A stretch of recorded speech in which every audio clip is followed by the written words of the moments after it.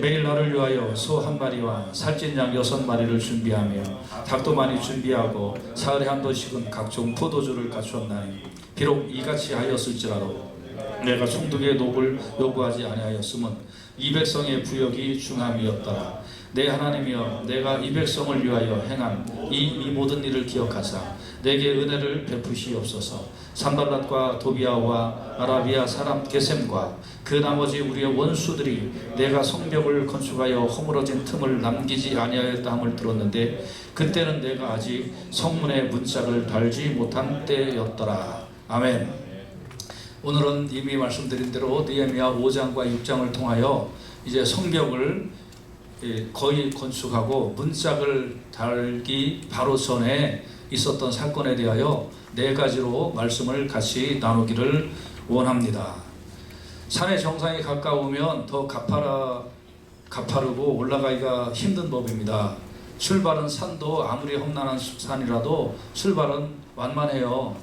그런데 거의 이제 9분응선, 8분응선 이렇게 올라가면 그때부터 힘들어집니다. 그렇죠? 예, 결혼도 신혼 때는 재밌어요. 무조건.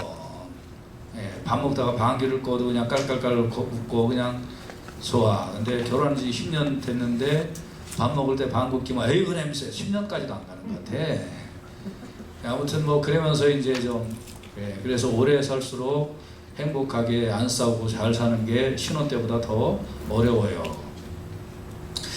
교회도 마찬가지예요. 예수 처음 믿을 때는 다 재밌고 좋아요. 기도도 빨리빨리 응답되고 그리고 모든 사람들이 다 감싸주고 사랑해줘요.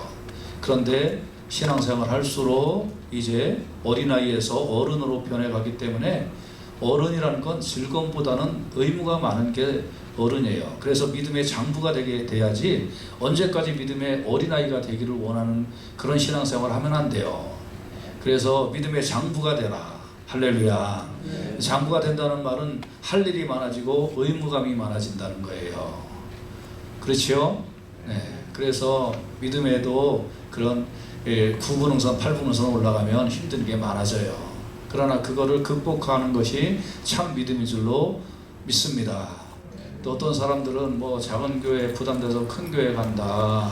그런데 평생 그걸로 신앙생활 하라 그래요. 그게 뭐 예수 믿는 거야. 예. 예. 제가 지난주 카톡에 썼지만 예수님 다시 오시거나 내가 주님 앞에 갈 건데 그럴 건데 그날 만나는 날 부끄러움은 없어야 될 거 아니에요. 그렇죠? 할렐루야. 네, 부끄러움은 없어야죠. 그래서 너 내가 그런 자리, 그런 힘, 그런 재물, 그런 능력들 다 줬는데 너는 어째 평생 전먹이 생활하다가 갔냐. 네, 그런 부끄러움 없어야 될 줄로 믿습니다. 그래서 우리가 신앙생활 할 때 참 8분응선, 9분응선 이렇게 올라갈수록 어렵다 하는 거 우리가 알고 잘 극복해야 되는데요. 사도행전 14장 22절에 보면 세자들의 마음을 굳게 하여 이 믿음에 거하라 권하고 또 우리가 하나님 나라에 들어가려면 많은 혼란을 겪어야 할 것이다 그랬어요. 많은 혼란을 겪어야만 돼요. 근데 어른이 될수록 혼란에 대한 맷집이 커지는 거예요. 믿습니까? 할렐루야. 예. 그래서 그러면서 여러분과 제가 하나님 나라에 들어가야 될 줄로 믿습니다. 자, 그럼 마지막 이제 성문짝을 다룰 때 어떤 어려움이 있었나 4가지를 살펴보면서 우리가 우리의 신앙을 이렇게 해야 되겠다 하는 그런 본받는 역사가 있기를 간절히 원합니다. 첫째 극복할 것이 뭐였을까요? 그거는 가난한 백성들이 눈에 들어온 것입니다. 다 같이 이제 성벽 공사를 열심히 하는데 근데 살림이 어려운 백성들이 갑자기 불만을 이야기합니다. 포로에서 돌아온 백성들 중에도 어떤 사람들은 조금 더 부자가 있었고 어떤 사람들은 조금 더 가난한 사람들이 있었습니다. 같은 이스라엘 백성들 가운데 어떤 사람들은 먹기가 좀 힘들어서 어려운 사람, 어떤 사람은 좀 먹는 것이 여유가 있는 사람들이 있었습니다. 어려운 사람들은 밭을 팔아서 포도원을 팔아서 저당 잡히고 양식을 얻거나 또 세금을 낼 때도 돈이 없어서 세금을 내기 위하여 돈을 꿨어요. 그러니까 이자가 붙어서 그래서 점점 더 어렵게 되었습니다. 옛날에는 진짜 먹을 게 없으면 자녀를 종으로 팔기도 했어요. 그 눈에 넣어도 저기 안 아플 자식들을 세금 내고 뭐 이런 거 하기 위하여 자식들을 종으로 판다는 게 얼마나 어려운 일이었겠습니까? 반면에 부유한 사람은 이자에 이자가 들어와서 더 부자가 되었습니다. 이렇게 어려운 시기에 서로 양보하고 부자들은 가난한 사람들을 돌보는 것이 정상적이어야 할 텐데 그렇게 하지 않은 겁니다. 공부하고 비슷해요. 지금 한국하고 꼭 비슷하죠. 정권자 운동들이 한다는 짓이 이런 짓들을 하고 있으니까. 그래서 이제 이 말을 듣고 느헤미야가 어떻게 했을까요? 여러분 이런 소리 들으면 속에서 열불 나요? 안 나요? 나죠. 그렇죠? 그래서 5장 6절에 보면 내가 백성의 부르짖음과 이런 말을 듣고 크게 노하였다는 거예요. 아니 세상에 같은 동족이 저럴 수가 있어? 하면서 그렇게 됐다는 거예요. 근데 여러분 화난 상태에서 결정하거나 화난 상태에서 다른 사람하고 얘기하면 득보다 실이 많다는 거 아시죠? 그렇죠? 그래서 화가 났지만 7절에 보면 깊이 생각하고 귀족들과 민장들을 꾸짖어 그들에게 말하기 시작을 했습니다. 어떤 말을 했을까요? 높은 이자 받지 마라. 어느 정도 이자를 받는 것은 있을 수 있지만 높은 이자를 받지 마라. 이 당시에는요 월 1%였대요. 월 1%. 그러면 월 1%가 어땠어요? 1년에 12%예요. 작은 이자예요. 100만 불 빌려주고 한 달에 10,000불씩 1년에 12만 불 받아. 못 갚으면 이자에 이자가 붙고. 느헤미야는 또 자신의 경험을 얘기해요. 우리가 저 이방 땅에 포로로 잡혀 있을 때 어려운 사람들이 있었다. 이방인에게 종으로 팔려간 사람들이 있었다. 그때 우리가 십시일반 돈을 모아서 그 종으로 팔려간 사람들을 우리가 사서 그래서 우리가 서로 단결하고 도와주고 보살펴 줬는데 그런데 너희들은 어떻게 동족을 그렇게 하냐 이렇게 이야기하는 거예요. 또 느헤미야가 얘기하기를 나하고 내 수하에 있는 이 부하들은 절대 이자 받는 거 하지 마라. 절대 하지 마라. 모범을 보여라. 이렇게 또 얘기하고 그 다음에 저당 잡힌 거 이자 너희들이 이자 받은 거 있으면 먹고 살만 하잖아. 그냥 공짜로 빌려줘. 이자 받지 말고 하면서 이자 받지 않도록 그렇게 했습니다. 이자 받는 거 포기해라 말이에요. 먹고 살만한데 무슨 이자냐 하고 이제 포기해라. 사실 부자들은 그 정도 돈 없어도 되지 않냐? 너네들은 먹고 살만하잖아. 무슨 이자야? 그래서 이자 받지 못하도록 그렇게 하니까 그러니까 백성의 부자들이 귀족들이 리더들이 가만히 생각해 보니까 그 말이 맞는 거예요. 그래서 우리가 당신의 말대로 그냥 무상으로 빌려주고 그냥 뭐 거저 주지는 못하더라도 그래도 내가 그냥 무상으로만 빌려주겠습니다. 그리고 이자 안 받겠습니다. 이자 안 받아도 우리는 살만합니다. 그걸 깨닫고 말씀대로 깨닫고 행하고 그렇게 하겠습니다 하고 이제 느헤미야의 말에 순종을 하게 되었습니다. 그런데 느헤미야가 이렇게 이야기하는 것에 근본적인 핵심 원리가 하나 있었어요. 그건 뭐냐면 9절이에요. 같이 한번 읽어봅시다. 9절 시작. 우리의 이 대적 이방 사람들의 비방을 생각하고 우리 하나님을 경외하는 가운데 행할 것이 아니냐. 우리의 행동의 원리는 뭐냐면 우리는 예수 안 믿는 사람들이 오늘날 말로 하면 이런 거예요.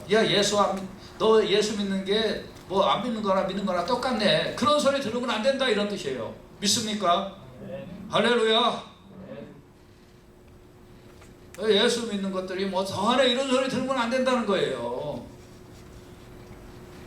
그러면 왜 이런 소리를 들으면 안 되냐? 우리 하나님을 경외하는 가운데서 우리는 행동을 해야 된다. 할렐루야. 그러니까 우리는 하나님을 경외하는 사람들이기 때문에 세상에 법이 뭐 이자 몇 프로 받을 수 있거나 뭐 그런 법이 있다 하더라도 우리는 그런 거 따지지 말고 하나님을 믿으니까 하나님을 믿는 가운데서 행동하며 살자라고 느헤미야가 얘기한 거예요. 그러니까 세상 법을 초월한 하나님의 법을 갖고 우리는 이 땅에서 살아보자 하고 얘기를 하니까 사람들이 수긍을 합니다. 만약에 화가 난 그대로 야 이놈들아 너희들이 그럴 수 있어 하면서 멱살 잡고 먹은 거 토해내 이렇게 하면 어떻게 됐을까요? 더 반감을 샀을 텐데 깊이 생각하고 하나님 앞에 기도하고 어떻게 하면 좋을까? 그래서 우리부터 다 모범을 보이고 우리도 하나님을 믿는 백성들이니까 우리는 하나님을 경외하는 가운데서 행동하는 것이 우리의 삶의 원리다 이렇게 이야기하니까 그 백성들의 그 리더들이 민장들이 귀족들이 맞습니다. 나도 그래도 하나님 믿는 사람인데 내가 이자 취한 거 잘못됐네요. 세상 법은 이자를 취하는 걸 보증으로 하고 있지만 당연하다고 하고 있지만 우리는 그래도 하나님 믿는 백성이니까 그런 거에 상관없이 우리는 하나님 믿는 믿음으로 행동하며 삽시다 하면서 다 순종하고 따라와서 어려운 사람들이 이제 이자 안 내고 먹고 살 수 있도록 그렇게 일종의 대개혁이 일어났다 하는 것입니다. 사랑하는 여러분, 이 자리에 모인 우리 샬롬교회 성도 여러분, 여러분과 저는 세상의 법이 있습니다만 그 법 위에서 하나님을 경외하는 그 자세와 마음과 그런 행동으로 우리가 살아야 될 줄로 분명히 믿습니다. 믿습니까? 할렐루야. 그래서 이방 사람들하고 똑같이 살 수는 없다 하는 거예요. 그래서 요한복음 13장 15절에 예수님이 이런 귀 막힌 말씀을 우리에게 해주셨습니다. 큰 소리로 말씀을 같이 한번 읽어보도록 합시다. 시작. 내가 너희에게 행한 것 같이 너희도 행하게 하려 하여 본을 보였노라. 할렐루야. 예수님이 제자들에게 행한 대로 너희도 가서 다른 데 가서 행하라 하고 예수님이 본을 보이셨다는 거예요. 우리 예수 믿는 사람들은 이 세상 법을 뛰어넘는 영적인 법, 예수 그리스도가 행하신 법은 이걸 가지고 우리는 살아야 될 줄로 분명히 믿습니다. 믿습니까? 그렇게 해도 세상은 예수 믿는 사람들을 못 잡아먹어서 난리예요. 네, 난리라고요. 그래요, 안 그래요? 그렇다고요. 교회는 찬송 부르지 마라, 교회는 모이지도 마라, 기도도 하지 말라, 연습도 하지 말라, 이런 말 같지 않은 것들을 얘기해놓고 카지노는 버젓이 영업하게 하고, 네? 교회는 이제 뭐 한국에 그거 끝나고 없어졌습니다만 뭐 소그룹 모임은 그래도 구리시는 지금도 그거 신고하면 포상금 안 돼요. 그러니까 예수 믿는 사람들은 카페에서 모이면 안 돼, 예수 안 믿는 사람 모여도 되고 이런 말도 안 되는 이런 법들을 만들어 놓고, 네? 그리고 국회의원 놈들은 사무실에 7, 8명 앉아갖고서 대전의 장마에서 대전 불 다 차고 있는데 웃고 있고, 그놈들은 마스크도 안 쓰고 사회적 거리두기도 안 했대. 사진 보니까 나쁜 놈들, 지네들은 그렇게 하면서 무슨, 그래도 열나지만 열 좀 만나게 하고 깊이 생각하고 우리는 하나님 믿는 가운데 우리가 행하는 것이 옳은 일인 줄로 믿습니다. 그래서 예수 믿는 사람들은 모범을 보여도 욕도 먹고 그렇게 돼 있어요. 더 잘해도, 우리 방역 철저히 하고 다 똑바로 다 그렇게 해도 누가 칭찬해요? 그러다 어쩌다가 한 명 나오면 뭐 신문에 크게 나오고, 네? 그리고 뭐 이상한 뭐 게이 센터, 게이들 모여갖고 춤추고 난리치는 데서는 나오면 이 소수자 우대한다고 그래갖고 나오지도 않게 하고, 이런 못돼 먹은 놈들이 정치를 하면 세상이 이상해지는 거예요. 그렇지만 우리는 더 열심히, 더 우리는 성숙하게 우리는 잘 하자 하는 것입니다. 할렐루야. 아멘. 두 번째 또 어떤 어려움이 있었을까요? 느헤미야가 와서 이제 총독, 거버너죠. 그러니까 이렇게 일을 하다 보니까, 아니 전임 총독을 어떤 사람들이 했는지 모르지만 아이 참 못된 놈들이 많이 있었던 것 같아요. 그래서 느헤미야가 5장 15절에 이렇게 고백을 합니다. 나보다 먼저 있었던 총독들은 백성에게서 양식과 포도주와 은 40세겔을 그들에게서 빼앗았고, 또한 그들의 종자들도 백성들을 압제하였으나 나는 하나님을 경외함으로 이같이 행하지 아니하였다 그랬습니다. 그러니까 이 총독들은 무슨 권리가 있었냐면 그 백성들에게 텍스를 걷어서 이제 본국에다가 보내고, 또 자기 셀러리에 대한 텍스를 거둘 수 있는 권리가 합법적으로 있었어요. 그런데 이거 자기가 막 맘대로 뺏는 거예요. 그 은 40세겔이라는 말은 이게 한 넉 달치 정도 되는 봉급을 얘기하는 거예요. 그러니까 1년에 일을 해서 넉 달치 정도의 그 돈을 자기 셀러리를 위하여 다 뺏었다는 거예요. 그리고 뭐가 날뛰면 뭐가 날뛴다고 총독이 그렇게 하니까 그 밑에 있는 그 종자들이 또 압제했어, 백성들을. 이렇게 하면서 자기 배를 다 배불리 했다는 거예요. 그러니까 여러분, 총독이니까 그렇게 하더라도 누가 뭐라고 할 수가 없는 거죠. 그렇지만 느헤미야는 어떻게 했다는 거예요? 나는 하나님을 경외함으로 이같이 행하지 아니하였다라고 하고 있는 것입니다. 여러분과 제가요, 내가 할 수 있는 것이 있다 하더라도 이게 하나님 보시기에 옳은 것이 아니라면 그 권리를 당연하게 포기하고 살아갈 수 있기를 주님의 귀하신 이름으로 축복합니다. 믿습니까? 할렐루야. 사실 저도 여러분 어떻게 생각할지 모르지만 저도 목회하면서 그렇게 한번 해보고 싶었어요. 평생을. 네. 평생을 좀 그런 식으로 좀 목회를 해보자. 네. 그렇게 쉽지는 않지만 좀 그렇게 해보려고 애를 쓰고 있습니다. 지금도. 네. 그리고 이거 유튜브 또 한국에 얼마나 국회의원이나 이런 사람들이 들을지는 모르겠습니다만은, 좀 제발 좀 들었으면 좋겠어요. 그 중에 예수 믿는 사람들은 그 중에도 예수 믿는 사람들이 있을 거 아니에요. 그러면 나는 하나님을 경외함으로 이같이 행하지 아니하고 이걸 가슴 깊이 새기고 그들이 생활해야 될 줄로 믿습니다. 자기가 권세 있고 권력 있다고 지 맘대로 행하고 그러면 안 된다 이거예요. 그리고 느헤미야는 16절에 보니까 도리어 이 성벽 공사에 힘을 다하며 땅을 사지 아니하였고 내 모든 종자들도 모여서 일을 하였고.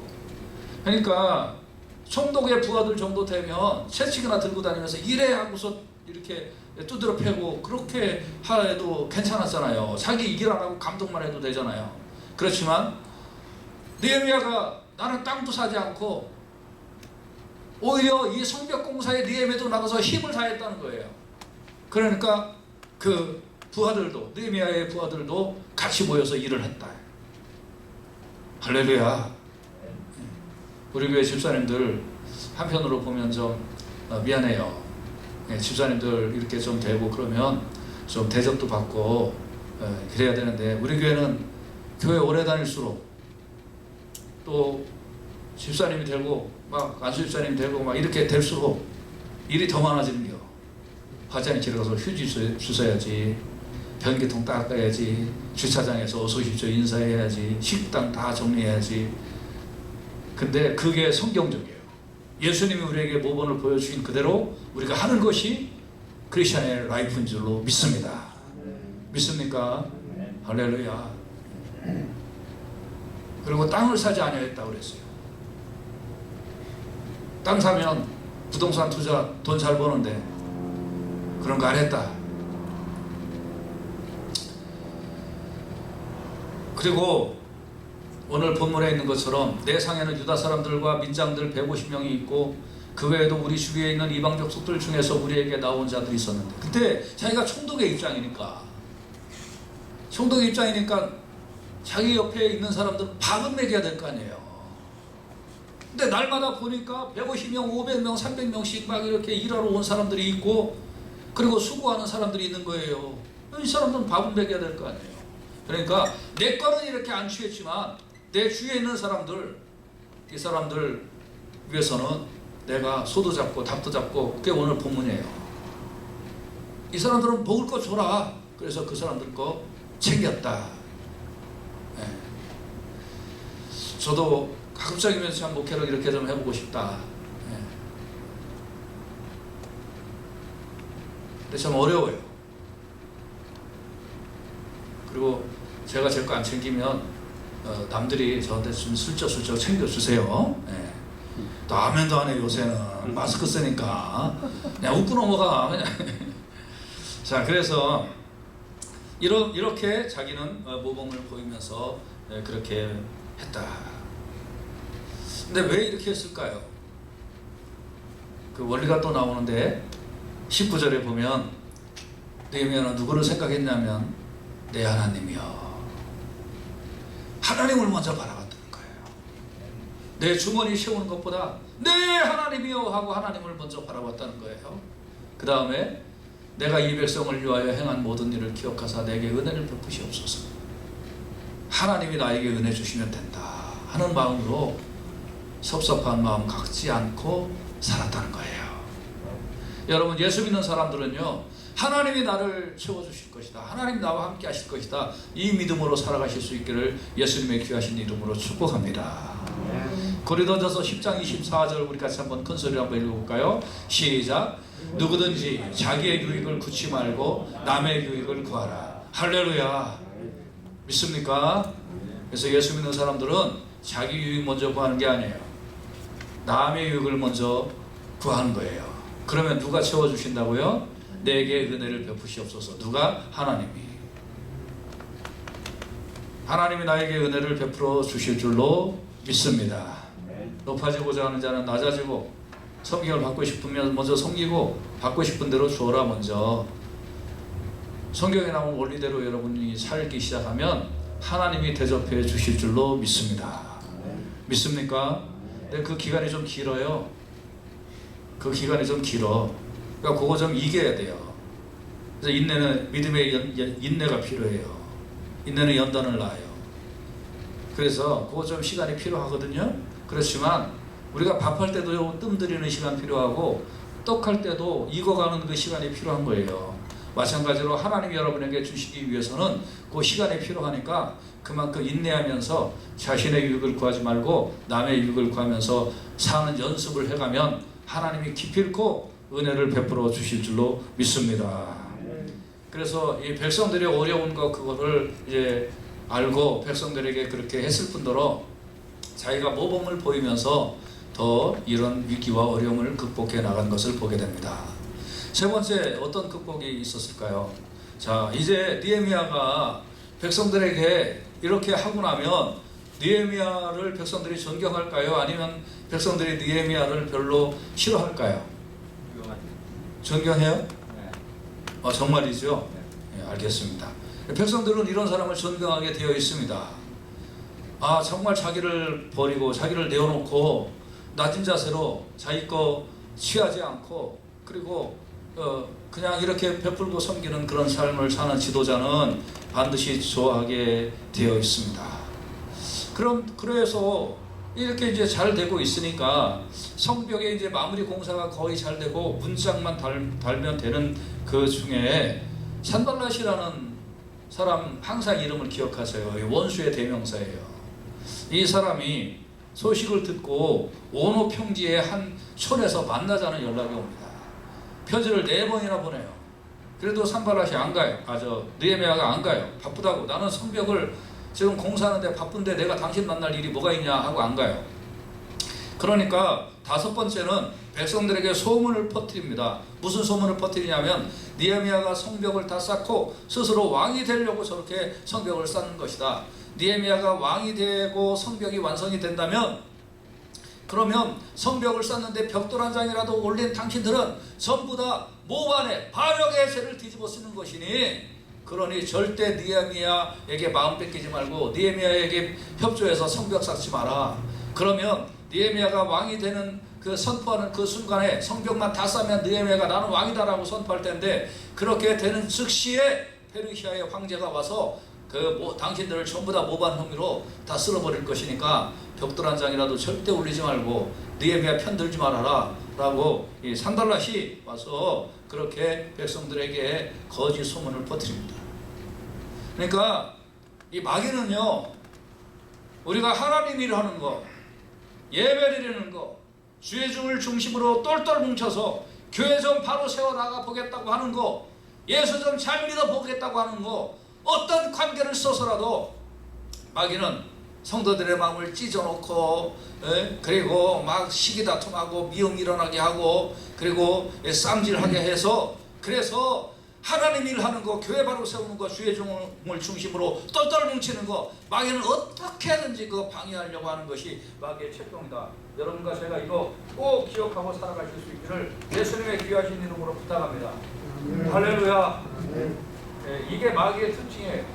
마귀가 이게 하는 짓이 바로 그래요. 그리고 거짓 유언비어 퍼뜨려가지고 이런 짓을 한다 이 말이에요. 그래서 여러분과 이거를 좀 꼭 깨달아야 될 줄로 믿습니다. 믿습니까? 그러니까 느헤미야가 이 괴계를 알고 그런 일은 없다. 산발락 네 입에서 지어낸 말이다. 이렇게 이야기하면서 느헤미야가 이 얘기를 듣고 어떻게 했을까요? 6장 9절에 보면 이는 그들이 다 우리를 두렵게 하고자 하여 말하는 것이다. 우리를 두렵게. 우리를 두렵게 하려고 했다는 거예요. 우리를 두렵게 하려고. 여러분, 하나님 섬기고 예수 믿고 또 힘을 합하여서 주의 종을 중심으로 똘똘 뭉쳐서 성벽을 쌓고 이렇게 하는 주의 일에 우리가 감당하려고 할 때에 항상 마귀는 어떤 거를 두냐면 두렵게 하려고 한다는 거예요. 여러분, 여기에서 떨쳐버리고 이겨나가시기를 주님의 이름으로 축복합니다. 믿습니까? 예. 두려워할 필요가 없어요. 그리고 뭐 이런 코로나 교회 오면 걸리면 어떡하지? 뭘 걸리기는.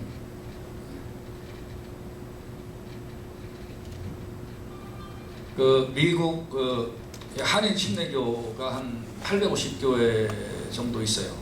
850교회. 근데 제가 청해에다 연락을 해봤더니 850교회에 아직 성도들 중에 코로나 발병됐다는 그런 보고된 게 한 건도 없대요. 제가 저 비과학적인 얘기를 좀 하려고 하는 게 아니라 코로나 있어요, 있긴. 근데 어디 있어요? 여러분 주위에 좀 걸려갖고 막 이렇게 힘들고 생사를 이렇게 고통당하고 그런 분들 계셨어요, 혹시? 모르겠어요. 나는 없어요. 저 그래도 발 좀 넓은 사람이거든요. 저 워싱턴에서 이 서부까지 그래도 발 좀 넓어요. 웬만한 서시죠. 거의 다 들어요. 없어요. 완전히 없다, 코로나가 이 세상에 없다 그런 얘기를 하는 게 아니라 우리가 알고 있는 것보다 더 많은 두려움이 사실은 이 신문지상에 있어서 예배 오는 걸 괜히 두렵게 만들고 하나님 섬기는 거 두렵게 만드는 그런 어떤 침략이 있지 않나 이런 생각도 든다 이거예요. 그래서 그들의 손이 피곤하여 역사를 중지하고 이루지 못하리라 함이라. 야, 너네들 피곤하고 너네들이 이제 이런 거 못하고 하지 못해. 너네들 모이지 마. 너네들 하나님 섬기지 마. 너희들 그렇게 모여서 하나님 앞에 예배드리고 전도하고 극성스럽게 기도하고 그러지 마. 왜? 기도하는 거 마귀가 제일 싫어하거든. 찬송하는 거 마귀가 제일 싫어하는 건. 성도가 연합하여 같이 동거하는 거 마귀가 죽도록 싫거든. 그러니까 하지 마 하고 두렵게 한다 이 말이에요. 그러나 이제 내 손을 힘있게 하옵소서. 같이 한번 합시다. 이제 내 손을 힘있게 하옵소서. 시작. 이제 내 손을 힘있게 하옵소서. 할렐루야. 이제 우리 교회 성도들 손을 힘있게 하여 주실 줄로 믿습니다. 어려워도 사업은 하나님께서 인도하여 주셔서 더 잘되는 역사가 일어나기를 기도합니다. 믿습니까? 어려워도 여러분 더 건강해지기를 기도합니다. 할렐루야. 자녀들도 범사에 더 잘되는 역사가 일어나기를 축복합니다. 믿습니까? 할렐루야. 그래서 그렇게 어려운 그런 상황 속에 하나님 앞에 기도합니다. 하나님이여 내 손을 힘있게 하옵소서. 두려워하지도 말고 멈추지도 말게 하옵소서. 이제 얼마 남지 않았는데 저 산발라시라는 저놈이 우리의 마음을 갈기갈기 저렇게 찢어놓습니다. 백성들이 속지 않게 하시고 마음이 다시 모아지게 하시고 계속 진행하게 하여 주시옵소서. 갈라디아서 6장 9절에 보면 우리가 선을 행하되 낙심하지 말지니 그랬습니다. 여러분이 예수를 믿고 하나님 섬기면서 살아가는 여러분의 신앙생활하는 또 여러분의 마음에 하나님의 마음에 합하게 내가 살아야 되겠다고 하는 이런 선한 마음을 갖고 또 하나님 앞에 온전히 예배드리고 예물드리고 헌신하고 또 섬기며 살겠다고 하는 이런 선을 행하는 그런 것이 있다고 한다면 기필코 어떤 일들이 일어나냐면 낙심하는 것이 다가온다는 거예요. 근데 이거는 마귀가 갖다 줘요. 야, 그렇게 해봤자 너 목사가 알아주냐? 너 그렇게 해봤자 누가 알아주냐? 너 그렇게 해봤자 뭐 있냐? 그러면서 자꾸 낚시바는 거 갖다 준다 이거예요. 그런데 거기에 넘어가면 그 다음부터 피곤해져. 왜냐하면 저거는 저 정도만 공격해도 넘어가는구나. 그래서 세상 말로 마귀가 그 다음에 등에 어깨 타고 갈고요. 그러니까 피곤한 거야. 그런데 그렇게 낙심하지 마세요. 여러분, 때가 이르면 하나님께서 좋은 걸로 거두게 하여 주실 줄로 믿습니다. 항상 영적인 법칙은 그래요. 영적인 법칙은 순간 좀 지나고 이렇게 뭔가 은혜와 축복을 받을 만하면 그러면 꼭 낙심하고 낙심에 빠져서 피곤해 있고 그래요. 그거를 이겨나가는 것이 신앙이에요. 그거 마귀야 물러가라. 너는 떠나갈지어다. 너는 나하고 아무 상관없다. 너는 나의 유업을 받을 자가 아니다. 너는 하나님 나라에 아무 분깃도 없는 존재다. 이거 아예 선포해버리세요. 우리 느헤미야를 통해서 배웠잖아요. 산발라시 그러면 너는 분깃도 없다. 너는 나와 상관이 없다 하고 선포해버리시고 주의 일을 우리가 감당하고자 할 때에 하나님께서 은혜를 주실 줄로 믿습니다. 그래서 이런 거짓 속삭임 이거 이겼다 이거예요. 참 이상한 마귀는 이상한 놈이죠. 그 느헤미야를 중심으로 느헤미야가 그렇게 자기를 내려놓고 그렇게 백성들의 마음과 일치가 되니 백성들이 느헤미야를 숭상하고 마음을 앞에서 거의 완성되려고 그러니까 그렇게 마음 찢어놓는 일 하잖아요.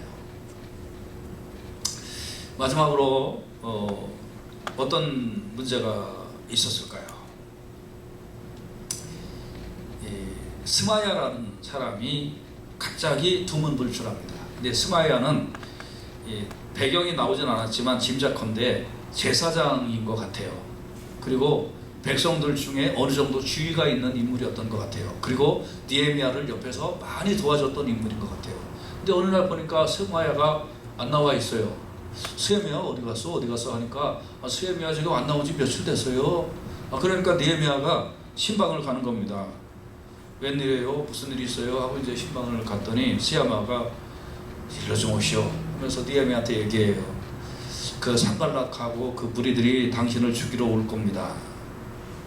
밤에 언제 와갖고 그냥 당신을 딱 목을 딸지 모릅니다. 그러니까 하나님의 전에 가서 외소 안에 머물고 문을 닫으십시오. 저들이 밤에 분명히 올 건데 거기까지는 못 들어갈 겁니다. 그러니까 성전에 와서 이런 어디 거기에 딱 문 닫고 거기 숨어 있으세요 라고 스마야가 느헤미야를 진심으로 위하는 것처럼 이야기를 합니다. 그런데 사실은 이 스헤미야가 산발하다고 내통을 해가지고 느헤미야가 그 말을 듣고 거기에 딱 들어가 있으면 이제 장소가 특정이 됐잖아요. 그렇죠? 여러분, 형사가 범인 잡을 때 제일 중요하게 쓰는 단어가 특정되었다라는 말이에요. 범인이 특정됐고 범인이 어디 있는지 특정됐다 그럼 잡는 건 시간 문제예요. 그러니까 느헤미야가 어디에 있다라는 게 딱 특정이 되면 그 다음에는 뭐 잡는 거 아주 쉬워요. 그러니까 그렇게 해서 느헤미야를 죽이려는 계획으로 그렇게 한 거예요. 어떻게 보면 느헤미야의 오른팔 왼팔에 해당하는 그런 사람이었어요. 스마야가. 근데 이 사람이 산발락과 내통해서 그렇게 된 거예요. 그러니까 느헤미야가 그때까지는 몰랐습니다. 그 내통한 거를 몰랐지만 느헤미야가 진심으로 자기를 위하는 것 같은 스마야의 이 얘기를 듣고 뭐라고 얘기합니까? 11절에 보십시오. 내가 이르기를 나 같은 자가 어찌 도망하며 나 같은 몸이면 누가 외소에 들어가서 생명을 보존하겠느냐. 나는 들어가지 않겠다. 근데 요거 이제 두 가지 뜻이 있는데 요거는 좀 해석을 해드려야 되니까 지금 잘 들으세요. 이건 뭐냐 하면 첫째, 나 같은 자가 어찌 도망하며, 이 말은 무슨 말이냐면 지금 아직 거의 끝나가는 이 상황에 백성들이 다 지쳐도 백성들도 아침에 일어나갖고 그 지친 몸을 이끌고 와서 그래서 성벽을 쌓고 있는데 내가 어찌 백성의 지도자인데 내가 어찌 쉬겠습니까? 나 그렇게 할 수 없습니다. 나 그렇게 도망갈 수 없습니다. 백성들도 아침부터 밤까지 일하는데 나는 그렇게 도망갈 수 없습니다 하고 백성들 앞에서 리더의 모습을 보여준 거예요. 그래서 리더는 맨 먼저 나왔다가 맨 나중에 가는 거예요.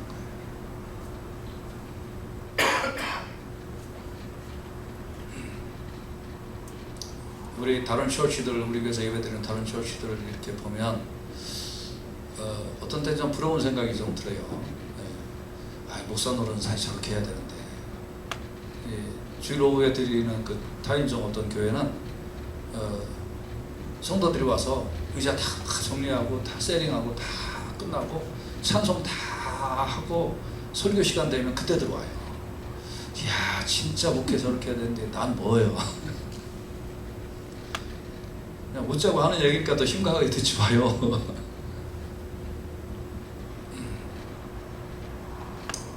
두 번째는 느헤미야가 분명히 유대인인 건 맞습니다. 그런데 느헤미야가 지금 어떤 신분으로 와 있나요? 이방인 페르시아의 총독으로 와 있는 거예요. 근데 성소에 들어가서 성소와 지성소 사이에 외소까지 들어갈 수 있는 건 유대인과 제사장 그룹만 들어가는 거예요. 그러니까 내가 비록 유대인이나 내가 지금 나의 자비 페르시아의 총독의 이름으로 내가 여기 와 있으니 나는 거기 들어갈 자격이 없습니다, 이런 뜻이에요. 하나님의 말씀의 법에 의하면 이방인은 거기 못 들어갑니다. 물론 나는 유대인이라 하고 들어가려면 들어갈 수 있죠. 그렇지만 내가 하는 포지션이 이방인 포지션이니까 나는 거기 들어갈 수 없습니다 하고 자기를 비웠다 이거예요. 하나님 말씀을 지키기 위하여 둘 중에 하나는 맞아도 두 개가 다 맞아야지 들어가지, 둘 중에 하나만 맞으니까 난 자격 없습니다 하고 말씀을 지키기 위하여 자기를 비웠다 이거예요. 여러분, 내가 일심상의 안위보다 하나님 말씀 지키는 것이 더 중요한 줄로 믿습니다. 믿습니까? 나 건강보다 하나님 말씀 지키는 게 더 중요한 거예요. 지금 이쪽 지역에 미국에서 영향력 있는 목사님들이 이제 예배당 패드가 뭐야 그러면서 예배당을 속속 오픈하고 예배 드리는 걸로 동참을 좀 하고 있습니다. 처음에는 사실 제가 보니까 우리 교회 오픈했고 며칠 전에 들으니까 뭐 가든 그룹 배우는 교회 뭐 오픈했었다고 얘기를 들었는데, 아무튼 이렇게 이름 없이 우리가 이제 예배 드리고 있었지만 이제는 점점 그렇게 되어가서 너무 감사해요. 우리가 말씀 지키기 위해서는 내가 말씀을 위해서는 희생하고 포기하고 말씀을 위해서는 내가 다 내려놔야 돼요. 그래야만 말씀이 지켜지는 줄로 믿습니다. 뭐 나 때문에 뭐 다른 사람이 걸릴까봐 교회 못 가요, 이런 소리 하지 마요. 핑계 중에 상핑계예요. 나하고 하나님하고가 중요한 거지. 나머지는 내가 어쩔 수 없는 거예요. 내가 어쩔 수 없는 것 갖고 핑계 대지 마요. 내가 어쩔 수 없는 걸 어떻게 하라고. 마치 내가 다른 사람 칠까봐 나는 운전 안 할 거예요, 이런 거하고 똑같은 거 아니에요? 내가 밥 먹어서 힘 세지면 다른 사람한테 못된 짓 할까봐 난 밥 안 먹고 굶을 거예요. 원리가 달라요, 같아요? 여러분, 우리가요 하나님의 말씀을 고수하고 그 말씀에 순종하기 위하여 핑계 댈 거 하나도 없어요. 그냥 나를 비우면 말씀이 지켜지는 줄로 믿습니다. 해야 되는 거구나 그러면 하면 되는 줄로 믿습니다. 그렇게 했다 이거예요. 그래서 이렇게 하고 나중에 봤더니 이게 어떻게 된 일이에요? 14절 보니까 내 하나님이요, 나중에 이제 알고 난 거예요. 그래서 느헤미야가 이제 그 외소에 도망 안 갔잖아요. 그래서 이제 나중에 이렇게 보니까 내 하나님이요, 저 도비야, 산발락, 여선지, 노아다 그 남은 선지자들, 또 그 노아다 옆에 있는 그 몇몇 그 선지자들, 요놈들이 나를 두렵게 하고자 한 자들이고 그 소행, 그 나쁜 소행. 그러니까 내가 거기 외소에 딱 아이고 내가 두려워하고 내가 들어가 있으면 야 느헤미야도 도망갔다 야 해서 백성들이 이거 완공했겠냐고요. 아니잖아요. 그리고 거기 들어가 있으면 죽이려고 했던 그 사람들, 산발랏, 오비야, 여선지자, 노아다, 다 이 산발랏이나 이런 사람들 말고는 이 여선지자나 뭐 이런 사람들은 이 느헤미야 편에서 같이 돕고 수고했던 그 사람들이었는데 나중에 알고 봤더니 그 인간들이 나를 두렵게 하고자 그렇게 그런 소행을 했다 이거예요. 그러니까 하나님 기억하시옵소서. 하나님이 지금 여러분이 이렇게 어려운 상황에도 교회 와서 하나님 앞에 예배드리고 순종하고 충성하고 하는 거 하나님께서 여러분을 기억하여 주실 줄로 믿습니다. 할렐루야. 그리고 지금도 인본주의 편에 서서 그래서 엉터리 복음이나 외쳐대는 가짜 목사들의 그 소양을 하나님이여 기억하실 줄로 믿습니다. 영혼들의 마음을 사로잡아서 마귀에게다 갖다 바치려고 하는 가짜 목사들, 그럴듯하게 배우고 그럴듯하게 인문적 소양이나 쌓아가지고 그래서 하나님의 마음하고 상관없는 귀에 좋은 소리나 해대면서 그러면서 성도들에게 교회 갈 필요 없다, 하나님 그렇게 섬길 필요 없다, 헌신은 무슨 헌신, 당신 행복한 대로 살아라 하고 가짜 복음이나 외쳐대는 그런 사탄의 앞잡이로 쓰여지는 목사들, 하나님이여 저들의 소양을 기억하여 주옵소서. 여러분의 충성과 헌신도 하나님이 기억하실 줄로 믿습니다. 그래서 요한일서 4장 1절에 귀한 말씀이 있어요. 사랑하는 자들아 영을 다 믿지 말고 오직 영들이 하나님께 속하였나 봐라. 많은 거짓 선지자가 세상에 나왔다 했습니다. 그런데 이제 느헤미야 6장 15절에 보면 52일 만에 끝났어요. 엘루롤이라는 말은 8월이나 9월이에요. 오늘날 우리 달력으로는. 그러니까 지금 시작했으면 9월 말쯤에 끝난 거고 7월에 시작했으면 지금쯤 끝난 거예요. 한참 더울 때 이렇게 52일 만에 잘 끝냈습니다. 그러면 이런 우리가 3주 동안 이걸 했는데 한 주에 4가지 극복해야 할 것이 있었어요. 3주 동안에 12개예요. 그럼 52일에 12개면 한 나흘 만에 한 번씩 어려움이 빵빵빵빵빵빵 터지면서 그걸 50일 만에 극복해서 성벽을 완공했다는 거예요. 처음에 나귀 한 마리 올라갈 틈도 없었지만 그러나 이런 어려움들을 극복하고 52일 만에 하나님의 인도하심과 느헤미야를 중심으로 백성들이 탄압해서 이렇게 끝났다는 거예요. 여러분 이런 살해의 유업이라든지 이런 거를 다 해서 마지막 관문을 통과했습니다. 여러분 출발이 뭐였나요? 느헤미야 2장 12절에 보면 내 하나님께서 예루살렘을 위하여 무엇을 할 것인지 내 마음에 주신 것 그거를 잡고 했더니 50일 만에 끝났다 이거예요. 할렐루야. 믿습니까? 여러분에도 여러분의 마음에 주신 것들이 있을 거예요. 그런 거 놓치지 말고 그대로 순종하면서 살면 하나님께서 함께하여 주실 줄로 믿습니다. 함께하여 주실 줄로 믿습니다. 여러분 마음에 주신 게 있다.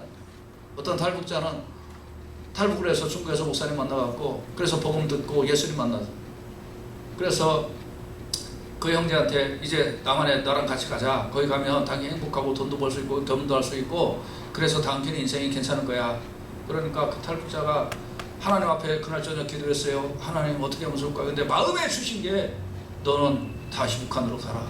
거기에서 예수 안 믿는 너희 부모, 너희 형제, 너희 친척, 친구들 그 사람 복음 전해라. 그 마음을 주신 거예요. 그 다음날 목사님이 가자 남한 한국에 가자. 너 행복하고 결혼할 수 있고 너 괜찮아. 한국 가. 그랬더니 하나님이 내 마음에 주신 게 있어요. 그래서 다시 북한으로 가서 2명에게 복음 증거하고 경찰에 북한 놈들한테 걸려서 죽임을 당한 스토리가 있습니다. 여러분 마음에 하나님께서 주신 거는 그래서 나의 생명, 나의 사명은 생명보다 귀한 거예요. 느헤미야는 이 생명, 이 사명을 받아서 그래서 이런 거 극복하고 여기까지 왔어요. 여러분 오늘 아침에 마지막 관문을 통과할 때까지 갈 수 있는 원동력이 뭔지 아세요? 첫째는 하나님의 도우심과 둘째는 하나님이 내 마음에 주신 것을 내가 이루고자 내가 갑니다. 이거를 할 때 지치지 않고 하나님께서 함께하여 주실 줄로 믿습니다. 할렐루야.